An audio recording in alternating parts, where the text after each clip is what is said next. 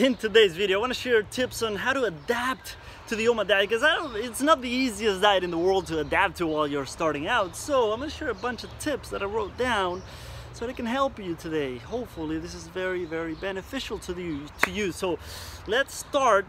Hopefully I don't get, my English is not the best today, but we'll see how it goes. We'll start with fatigue. Number one is fatigue. How to adapt if you're feeling that while you're starting out. So the first one that I want to share with you is you might be detoxing too much too quickly, whatever your situation is. So things that could help is adding more water. You might not be hydrating enough, and whatever kind of water, some people are gonna be like, oh, you need distilled water, you need whatever. Use the kind of water that you prefer. I would suggest that if it's low in minerals, maybe add minerals. If you're feeling fatigue, so you support your body, so adding Celtic or Celtic sea salt, Himalayan pink salt, some kind of really good salt, add a little pinch to the water, so you add minerals, you support maybe your glands or whatever might need minerals in your body, which is everything. Maybe adding vitamins too, like a multivitamin supplement, a really good quality one, hopefully from a whole food supplement. You might be low on something, so adding that if you're feeling fatigue might be helpful. And something else could be adaptogenic herbs. Things like ashwagandha is a really cool one that I like. There's other things like holy basil and a bunch of different ideas that you could use, but maybe supporting your body with some of those might be helpful. If you're feeling fatigue, one thing that I would recommend also is the pre-meal drink that I talk about, using things to support your digestion. So you're not taxing your digestive system so much with your meal, but you're also digesting, absorbing, and assimilating better everything that you're eating. So using a pre-meal drink, you can watch my video with things like aloe vera juice, some kind of like ginger, apple cider vinegar, things that help you with your digestion will be incredibly helpful. I told you my English is, there's something wrong with me today, I don't know what it is. And then the fourth one is more energy building activities. I call them energy building, which would be things like gentle yoga, a gentle walk, meditation, any relaxing hobbies that you have, or qigong and tai chi. Those things actually cultivate energy within you and help you have more energy so that you support your body, you support your system through this transition while you're adapting. So see if you can add that to your routine. The second thing that I want to talk about is cravings. I've dealt with cravings my whole life. It's not easy, so I'm going to share some tips that might actually be very helpful. If you're having cravings with the OMAD diet or with some kind of long intermittent fasting, like I said, adding more minerals to your water and adding more water. Sometimes everyone talks about this, we think we're hungry, we're actually thirsty. See if adding more water helps with those cravings, and you might, if you notice that it doesn't help, you might need more minerals with your water, so the pinch of sea salt might actually be really helpful. Having some water with apple cider vinegar and lemon juice. I squeeze a lemon or a lime, I add a little bit of apple cider vinegar. You might notice that those minerals, did I say apple cider mineral? What the hell did I say? I don't know.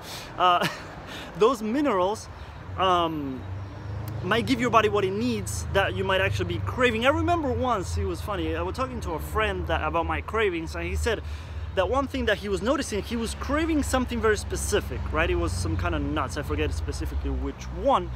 He looked up what minerals those nuts were very high in. He started supplementing with that mineral, those minerals, and the cravings went away. So it's good to look at it holistically, right? It's good to cravings also, I'm going to talk about the emotional aspect of it, but also there could be a biochemical mineral deficiency thing going on, right? It could be a biochemical need that you're low on and stuff like that. So that's why adding those minerals might give your body what it needs, so you're not craving those as much. And it also helps with hunger, which is something that I'm going to talk about in a little bit. If you're dealing with cravings, exercise is huge, and I'm going to talk about that with hunger too. when you're hungry, when you're craving something, if you do light exercise, you'll be blown away by the appetite suppressing qualities of exercise and the hormonal changes that you go through with exercise. I'm not saying go and crush it in the gym or go do sprints and this and that, but light exercise will help you with cravings and with hunger. So that is huge. With cravings, another thing that I want to talk about is hobbies and passion, things that you're passionate about and then bring you joy and energize you. When you're doing something you're very, very, very passionate about, you're not thinking about food, you're not thinking about the things that you crave. You're so in the moment, in the present, you're so into that activity that you're doing that you completely forget about eating or cravings and that kind of stuff. So that can be a really good tool if you can implement that. Another tip is to actually include treats within your eating window. I realized that when I was being very strict and I had no treats, I would actually crave more stuff. So maybe if you can add a little treat in your eating window, that might actually help you to say, you know what, I actually did get a little bit of what I crave today, so I'm fine. I don't need to obsess about it. It might help, not for everyone. We're all different. We're all going through different journeys and whatever, but it might be a good tool to use. And the last one for cravings is emotional healing work. This was huge for me. A lot of times, I talk about the kind of the analogy, the metaphor of, are we really craving food or are we craving other things? Are we craving connection with people? Are we craving passion and purpose and a sense of meaning? Are we craving love? Are we craving fun? What is it that we're really craving? So it goes deep. There could be a lot of that going on too, which happened for me. So I noticed that the emotional healing work that I've done has definitely helped with that. It's not perfect. I haven't healed everything. I still have cravings. That's why I'm making videos about this. But that can really, really help. So now hunger, the third one, hunger. Exercise is huge, like I talked about. Really, really, really beneficial. I guarantee if you're feeling hungry, if you have some cravings, go and do 15 minutes of exercise. Nothing too crazy, but not too light. Some kind of exercise, and it will help. It might take a little bit of time to adapt, for your system to adapt to that, but you will see benefits from that. Water with minerals. Like I said, sometimes we're thirsty, we're not hungry, sometimes we're lacking minerals, we're not lacking food itself, it's the minerals that we're low on, we're craving, we're depleted on. So you can take a look at that. And then breathing exercises when you're hungry, relaxing yoga or qigong and tai chi and meditation, things that you're concentrating on your breathing pattern, breathing deep into your belly, diaphragmatic breathing, so that you go from a sympathetic state of being to a parasympathetic rest and digest mode, and you can relax. Let's take a breath right now, talking fast. So that will help. And watch my other video. I have a video on hunger and all that. So exercise while you're adapting to OMAD. Find the type and intensity that best supports your body through this transition. You can push if you're feeling like you can push, and if the next day you feel okay, or you might need to go very light because you're detoxing a lot. You need to give your body the time, the attention. How can I put it? Make sure that you have energy left for your body to detox, for your body to do what it needs to do, and you're not using all your energy to exercise. I know it's a tough balance because sometimes exercising more gives me more energy, makes me feel better, helps me sleep better. It helps with so much physically, mentally, emotionally. So sometimes you will see that you want to push a little more, you want to go further, you want to go harder. That's okay. Find what works for you at this stage of your journey, right? That's why I never give one specific recommendation for everyone. We're all at different stages. You might be just starting out, you might be a month in, 3 months in, 6 months in. Find what works for you. I don't want to pretend to be a guru, an expert. I'm on this journey with you. I'm learning every day. I'm experimenting all the time. I just want to share with you so that we can have some communication going back and forth and help each other. I'm very selfish. Maybe I'm looking for help from you. That's why I share all this. Then digestive issues. I deal with this all the time. I was diagnosed with celiac disease about 6 years ago, I think, and my digestion's It's tough, okay? Let's say it's tough. I get belly pain if I eat too much.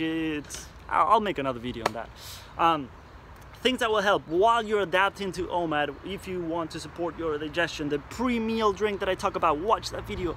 I think it's really, really, really helpful. I want to help. I wish that video would reach more people because I think it would be so beneficial, so beneficial. The 5x5 breathing before your meal. Slow down, 5 seconds in, 5 seconds out, do it 5 times.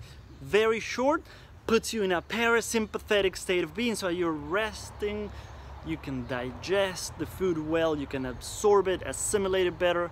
Your system will think is so freaking much. It takes, I forget exactly, I calculated it, but it's like a minute or two, a minute and a half or 2.5, whatever. Very, very short. I don't want to do math right now. I want to keep going with the video. Go for a gentle walk after your meal. I learned this a while ago and it really, really helps. Make sure you're breathing slow. A really cool meditation that a friend of mine, Lance, shared a while ago in a video was, it's kind of like a walking meditation. While you're walking, do 5 steps or 10 steps breathing in and 10 steps breathing out. Very gentle, brings you very into the moment. You're counting your steps and your breath. You're synchronizing your movement with your breath. You're going very slow. It helps to sometimes take you out of your mind and bring you into your body. If you can do 10 steps breathing in and 10 steps breathing out, do that for 5 minutes and just let me know what happens. You'll see the benefits. So thank you, Lance. I love you, man. That was an amazing tip that you shared. Enzymes, if you need enzymes, I'm not gonna go into that right now, but look up some stuff and try some digestive enzymes. Might be insanely beneficial while you're starting out. Increase your eating window if you need to. Don't obsess about your eating window time. If you need 2 hours for your meal and you're fasting for 22, guess what? You're gonna get all the same benefits. Don't need to be so strict about 23 hours or my immune system is not gonna get all the benefits and my digestive system and my human growth hormone and my testosterone and all these things. The autophagy benefits, you'll get the same if you fast for 22 hours. Don't go crazy over it because you're adding more stress. So increase your eating window if you need to. And something else that supports your digestion, the breath work, any kind. I kind of talked about that. I talked about the 5x5 breathing method, but any kind of breathing will support every freaking system in your body. I'm not gonna keep going into that, but please try that. And the social aspect, while you're adapting, that's gonna be a tough one. I made a video specifically on that one because that can be tough. But be flexible if you need to. If you're going out on a weekend and your fasting window will be only 18 hours, that's okay. You don't need to do OMAD every single day for 6 months or the rest of your life or 3 months. Be flexible. It might actually be better. First of all, you're adding less stress. Second of all, you're kind of like not doing always the exact same routine. So your body, some people say you don't want your body to adapt to that. I feel like there's a balance with that, but I'm not gonna go into that right now. But if you do OMAD 5 days a week, that's amazing, that's incredible. So find your style, find your schedule, find your lifestyle, find your method, find your tips that work for you. Please, that's all I'm asking from you. So be flexible if you need to. Watch my video on OMAD and social, I forget what I called it, but you'll find it out. I can link it below too. Do whatever you need to do to make it sustainable, make it so that you can go for a long time, and realize that at first people might give you some feedback that they'll be like, why are you doing that? That's crazy, don't starve yourself and this and that. And other people's opinions are tough at the beginning. I call it the OPO, other people's opinions. They're very challenging at first. So you gotta have a big why of why you're doing this. Go deep as to why you want to do this. You want to heal, you want to detox, about why you want to lose the weight. Why do you want this? So you have such a strong why that people can just dump all their own insecurities and stuff onto you, and it won't affect you as much. because if this is helping you, I want you to keep going. I want to help you to keep going. So watch that video. This video is getting long. I'm gonna stop right here. I really hope this helped. If it did, please give it a thumbs up. Subscribe to my YouTube channel, come to Facebook, join the tribe, and let's keep this going. I'll be back soon. Have an amazing day.